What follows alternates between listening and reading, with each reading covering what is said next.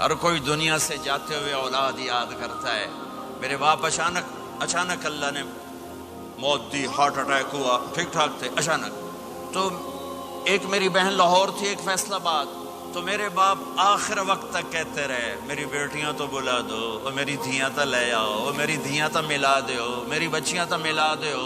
اور یہ کہتے کہتے دنیا سے چلے گئے. ہر آدمی موت کے وقت یہی کچھ کرتا ہے.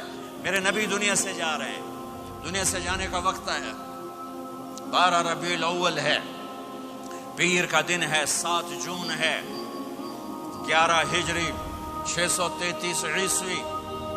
جبریل نے آ کے صبح آپ نے ساری بیگمات کو بلایا، رخصت فرمایا، ملاقات کی. بیٹے کو بلایا، کان میں کہا میں جا رہا ہوں.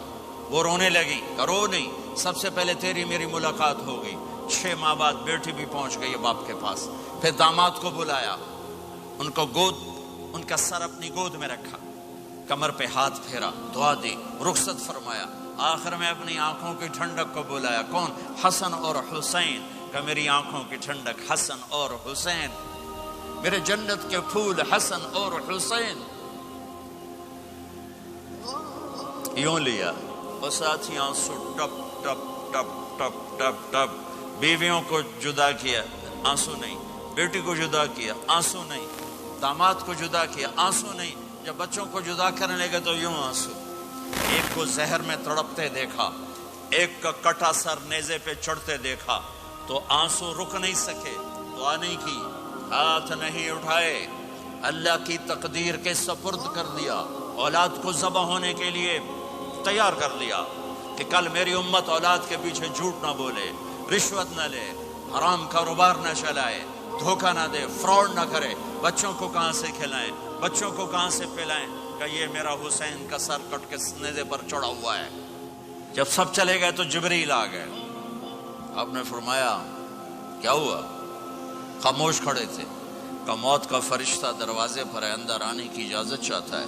اپنے نبی کا مقام دیکھو، موت بھی پوچھ کے آتی ہے. آپ نے کہا آ جائے.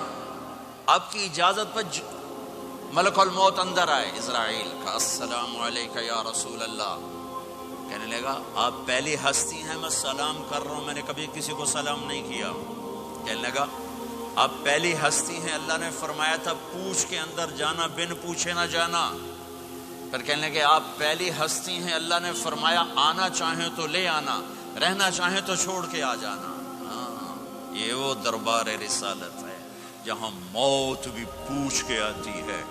آپ نے فرمایا میں اجازت دے دوں میری جان نکالو گے؟ کہ جی نکالوں گا.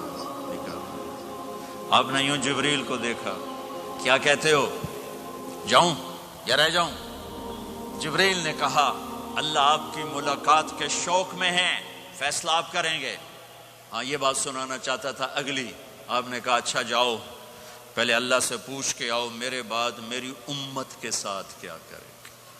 میرے بچوں کے ساتھ یہ ساری مائیں، میرے بچے میرے بچے میرے بچے میرے بچے.